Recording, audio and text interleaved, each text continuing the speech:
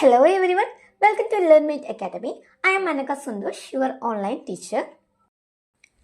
നമ്മളുടെ ഇന്നത്തെ വീഡിയോ എന്ന് പറയുന്നത് +1 ഇംപ്രൂവ്മെൻറ്റ് റിസൾട്ട് ഓൾറെഡി വന്നിട്ടുണ്ടാവും അല്ലേ. അപ്പോൾ മോസ്റ്റ് ഓഫ് ദം സ്റ്റുഡൻസും പാസ്സായി കാണും, എങ്കിലും കുറച്ച് പേര് ഫെയിലായിട്ടുണ്ടാവും. ഈ ഫെയിലായ സ്റ്റുഡൻസിനോട് എനിക്ക് പറയാനുള്ളത്, ഒന്നാമത് നമ്മുടെ +2 എക്സാമും ഇംപ്രൂവ്മെൻറ്റ് എക്സാമും അടുപ്പിച്ചായിരുന്നു വന്നത്. അപ്പോൾ അതിൻ്റെ ഹാങ് ഓവറിലേക്ക് ആയിരിക്കാം നിങ്ങൾ മേ ബി എന്തായിട്ടുണ്ടാവുക, ഫെയിലായിട്ടുണ്ടാവുക. സോ ഇനി ഫെയിലായി പോയി, ഇനിയിപ്പോൾ ഞാൻ എന്താ ചെയ്യേണ്ടത്?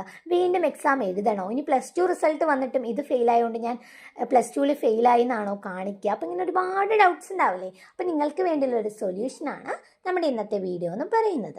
സോ നമുക്ക് വീഡിയോയിലോട്ട് പോവാം. അതിന് മുമ്പായിട്ട് എനിക്ക് പറയാനുള്ളത്, ആദ്യമായാണ് നിങ്ങൾ ഈ ചാനൽ കാണുന്നതെങ്കിൽ തീർച്ചയായും സബ്സ്ക്രൈബ് ചെയ്ത് സപ്പോർട്ട് ചെയ്യണേ. അപ്പം ഞാൻ വീണ്ടും പറയണം, ഫെയിലായി എന്നുള്ളത് വലിയ കുറ്റമൊന്നുമല്ല. കാരണം +2 എക്സാം കൂടെ അടുപ്പിച്ച് വന്നതിൻ്റെ ഹാങ് ഓവറിലാണ് മേ ബി നിങ്ങൾ ഫെയിലായിട്ടുണ്ടാവുക. അതുപോലെ തന്നെ എന്നോട് കുറച്ച് സ്റ്റുഡൻസ് ചില ഡൗട്ടുകൾ ചോദിച്ചായിരുന്നു. ആ ഡൗട്ടും ഇതിലൂടെ തന്നെ ക്ലിയർ ചെയ്ത് തരാം. അതുപോലെ തന്നെ ഇതിനുള്ള സൊല്യൂഷൻ എന്താണെന്നും കൂടെ പറഞ്ഞുതരാം കേട്ടോ. അപ്പോൾ ചില സ്റ്റുഡൻസ് ചോദിച്ചൊരു ഡൗട്ടാണ്, ഞാൻ ആക്ച്വലി ഫെയിലായിരുന്നു, ഇംപ്രൂവ്മെൻറ്റ് എക്സാം എഴുതി, അതും അഗെയിൻ ഫെയിലായി. പക്ഷേ ഇംപ്രൂവ്മെൻറ്റ് എക്സാം എഴുതുന്ന സമയത്ത് എനിക്ക് വെറും 10 മാർക്കാണ് തിയറിയിൽ ലഭിച്ചത്. പക്ഷേ പബ്ലിക് എക്സാമിന് ഞാൻ എഴുതിയപ്പോൾ എനിക്ക് 16 മാർക്കോളം ഉണ്ടായിരുന്നു. ഈ സമയത്ത് ഏത് മാർക്കാണ് കൺസിഡർ ചെയ്യുക എന്നുള്ളത് കേട്ടോ.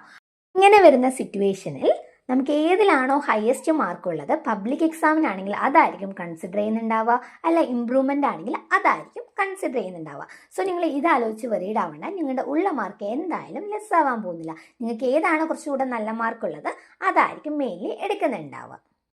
ഇനി വരുന്ന അടുത്ത ഡൗട്ടാണ്, ഞാൻ ഇംപ്രൂവ്മെൻറ്റ് എക്സാമിലും അഗെയിൻ ഫെയിലായി, സോ ഈ പേപ്പർ സെപ്പറേറ്റ് ആയിട്ട് എഴുതി എടുക്കണോ എന്നുള്ളത് കേട്ടോ.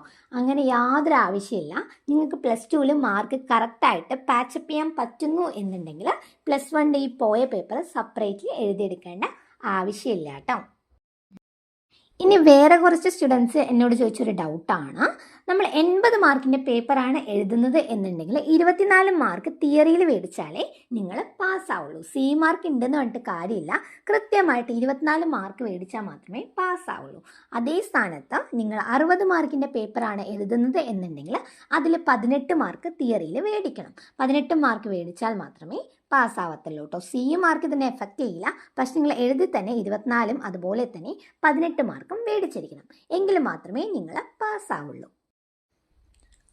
ഞാൻ ഫെയിലായി എന്നാലോചിച്ച് വെറീഡായിരിക്കുന്ന സ്റ്റുഡൻസ് ഉണ്ടാവില്ലേ, അവരോട് എനിക്ക് പറയാനുള്ളത്, നമ്മൾ +1 ഇപ്പോൾ തിയറിയിൽ 18 മാർക്ക് വേണം, അതിൽ വെറും 14 മാർക്കാണ് ഉള്ളതെന്ന് വിചാരിക്കുക. ഇതേ 4 മാർക്ക് നിങ്ങൾ +2ൽ ആ സബ്ജക്റ്റിൽ 18 + 4 കൂടെ മേടിക്കണമെന്നുണ്ടെങ്കിൽ, അതായത് +1ൽ പോയ മാർക്ക് +2ൽ എക്സ്ട്രാ മേടിക്കണമെന്നുണ്ടെങ്കിൽ നിങ്ങൾ പാസ്സാവുന്നതായിരിക്കും കേട്ടോ. ഇത് വലിയൊരു റിലീഫ് കിട്ടുന്ന ന്യൂസാണ്.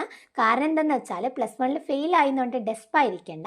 ഈ ഒരു മാർക്ക് നിങ്ങൾ അതേ സബ്ജക്റ്റിൽ കുറച്ചും കൂടെ, അതായത് ഇവിടെ പോയ മാർക്ക് അവിടെ നിങ്ങൾ മേടിക്കണമെന്നുണ്ടെങ്കിൽ നിങ്ങൾ ഷുവറായിട്ട് പാസ്സാവുന്നതായിരിക്കും കേട്ടോ. സെപ്പറേറ്റ് ഫെയിൽ അങ്ങനെയല്ല കാണിക്കുക, നിങ്ങളുടെ സർട്ടിഫിക്കറ്റിൽ ടോട്ടൽ +2ന് ഫെയിൽ ഓർ പാസ് എന്ന് മാത്രമായിരിക്കും കാണിക്കുന്നുണ്ടാവുക. സോ ഇനിയും തന്നെ ആലോചിച്ച് വെറീഡ് ആവണ്ട, അഥവാ നമുക്ക് പോയാലും ഇനിയും ചാൻസസ് ഉണ്ട് കേട്ടോ. സോ ഇതാലോചിച്ച് വെറീഡായി ടെൻഷനായിട്ട് ഇരിക്കേണ്ട യാതൊരു ആവശ്യം ഇല്ല. വീഡിയോ ഇഷ്ടമായെങ്കിൽ തീർച്ചയായും ലൈക്ക് ചെയ്യണം, ഷെയർ ചെയ്യണം, സബ്സ്ക്രൈബ് ചെയ്യണം. അടുത്തൊരു വീഡിയോയുമായി നമുക്ക് വീണ്ടും കാണാം.